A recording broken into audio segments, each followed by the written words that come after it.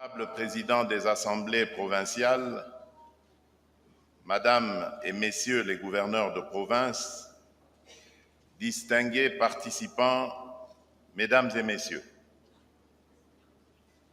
je suis profondément honoré de présider ce jour la cérémonie d'ouverture de la 12e session de la conférence des gouverneurs de province, ici à Kolwezi, chef-lieu de la province du Lualaba, conformément aux dispositions pertinentes de l'article 200 de notre Constitution, ainsi que des articles 2, 7 et 10 de la loi organique numéro 08/015 du 7 octobre 2008, relative à l'organisation et au fonctionnement de cette conférence. Permettez-moi d'exprimer tout d'abord ma profonde gratitude à la population de cette magnifique province pour l'accueil particulièrement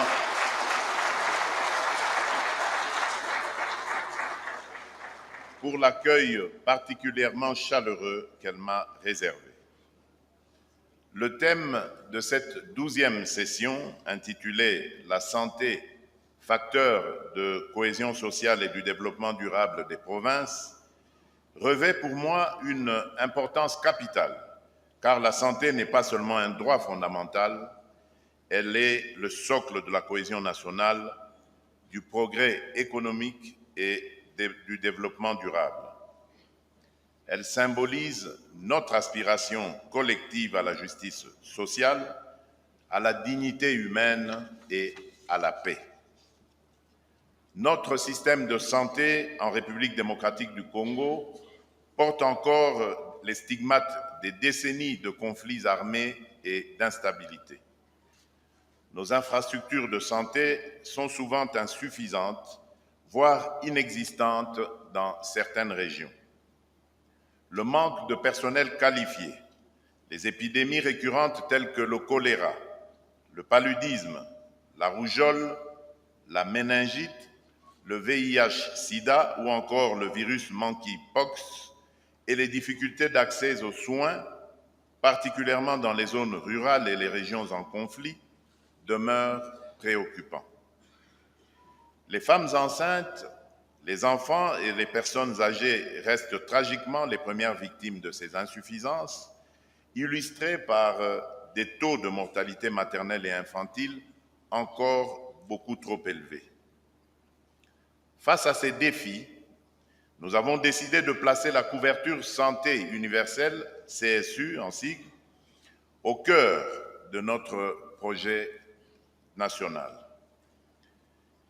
Celle-ci n'est pas une option parmi d'autres, mais une nécessité absolue pour garantir à chaque Congolais, indépendamment de son lieu de vie et de sa situation économique, un accès équitable à des soins de qualité. Elle s'inscrit en parfaite cohérence avec les objectifs de développement durable, notamment les ODD 2, 3, 10 et 16, et vise à réduire les inégalités qui fragilisent nos provinces et compromettent notre cohésion nationale.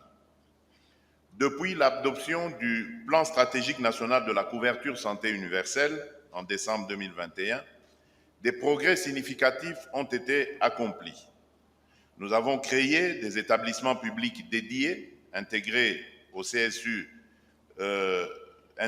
CSU dans notre cadre législatif avec ordonnance loi numéro 23/006 du 3 mars 2023 et la loi numéro 18/035 du 13 décembre 2018 et mise en place le Conseil national de la couverture santé universelle que je préside avec l'appui de Madame la Première ministre, de mon directeur de cabinet et de plusieurs membres du gouvernement.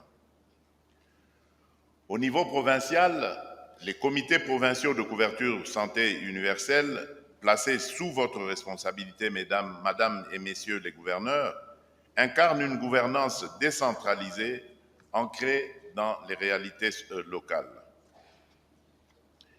Depuis septembre 2023, la gratuité des soins maternels et néonatals, premier paquet de la CSU, a transformé des vies. À Kinshasa, Puis, dans plusieurs provinces, plus de 2 millions d'accouchements ont été pris en charge sans frais et plus de 50 000 nouveau-nés malades et prématurés ont bénéficié de soins. Quelques 4 600 établissements de santé dans 257 zones de santé sont mobilisés. Ces efforts ont mis fin à la pratique inhumaine des séquestrations de femmes et de nouveau-nés pour non-paiement et ont réduit de manière significative la mortalité maternelle et néonatale, comme l'attestent les études de l'Institut national de santé publique et de l'École de santé publique de Kinshasa. Dans cette dynamique, je vous annonce la mise en œuvre progressive de l'assurance maladie obligatoire conformément à l'ordonnance précitée. Un dialogue social inclusif conduit dans le cadre du Conseil national du travail a permis de définir des modalités de cotisation équitables, 2% à la charge des employeurs et 0,5% pour les travailleurs. Cette réforme vise à élargir l'accès aux soins, renforcer la protection financière des ménages et mobiliser des ressources domestiques pour réduire notre dépendance à l'aide internationale. Une attention particulière sera portée à certaines catégories vulnérables, telles que les forces armées, la police, les agents de l'État ainsi que les populations indigentes. C'est un acte fort de justice sociale et de reconnaissance envers ceux qui protègent notre pays.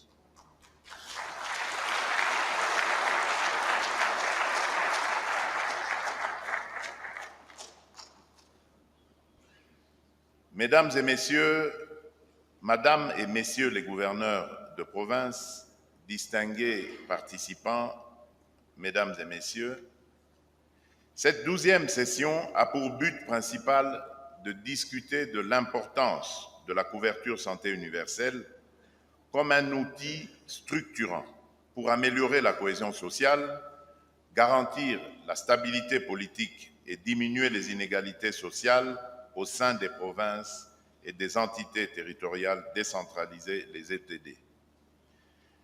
Les échanges porteront sur les façons dont la CSU peut réduire les tensions sociales et promouvoir l'inclusion. On abordera également les différences en matière d'accès aux soins de santé et leurs répercussions sur le développement social. Enfin, des stratégies seront proposées pour diminuer ces inégalités grâce à la CSU. Votre rôle dans ce chantier national est crucial. Vous êtes les artisans directs de la CSU à travers les comités provinciaux que vous présidez. Je vous exhorte donc à intégrer systématiquement la santé dans vos politiques publiques, à mobiliser les ressources locales de manière transparente et à garantir une équité territoriale exemplaire. La participation active des communautés est indispensable pour assurer la durabilité de nos initiatives. Cette session devra être l'occasion d'échanger sur les défis et les opportunités liées à la vaccination, la nutrition, la planification familiale et les innovations dans le financement de la santé. La médecine communautaire, expérimentée avec succès depuis les années 1970 dans nos provinces, doit être valorisée pour renforcer notre système sanitaire. Nous devons également investir dans la modernisation de nos hôpitaux, finaliser la réforme hospitalière et promouvoir des partenariats publics-privés en intégrant les ONG, la société civile et les communautés bénéficiaires. Face aux défis sécuritaires, notamment à l'est de notre pays, la CSU devient aussi un acte de résistance sociale. Dans les zones affectées où les structures de santé sont détruites et les médicaments rares, la reconstruction par la dignité et la solidarité constitue une réponse à la guerre elle-même. Au-delà des frontières locales, la lutte contre les épidémies comme la rougeole, le choléra, le paludisme ou Ebola doit être une démarche communautaire et interprovinciale.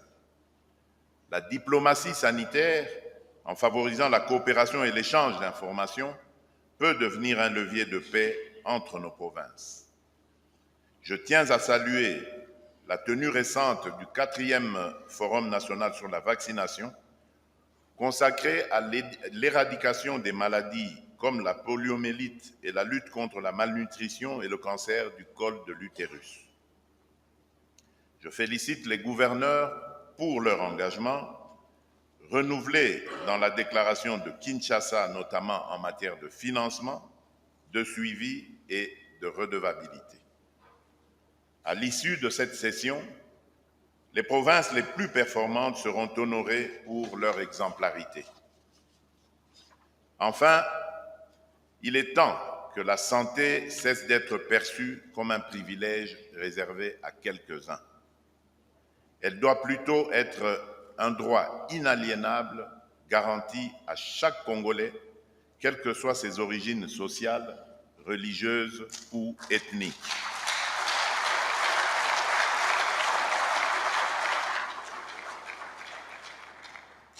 Ensemble, redonnons à chaque Congolais la dignité d'un accès équitable aux soins.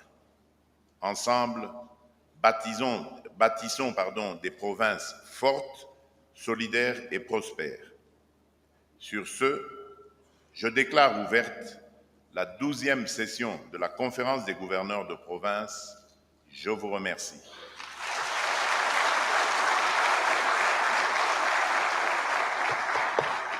On a tout un temps de discuter, de projeter l'avenir, d'avoir un programme de gestion de la province, aussi avoir un programme de développement de la province.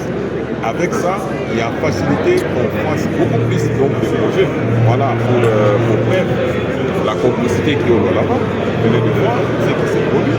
Même la complicité aussi qui est au Katanga, pour le dire, parce que tout le monde en parle, et nous collaborons. Oui, et réellement nous collaborons. Là où il faut donner des conseils, nous donnons.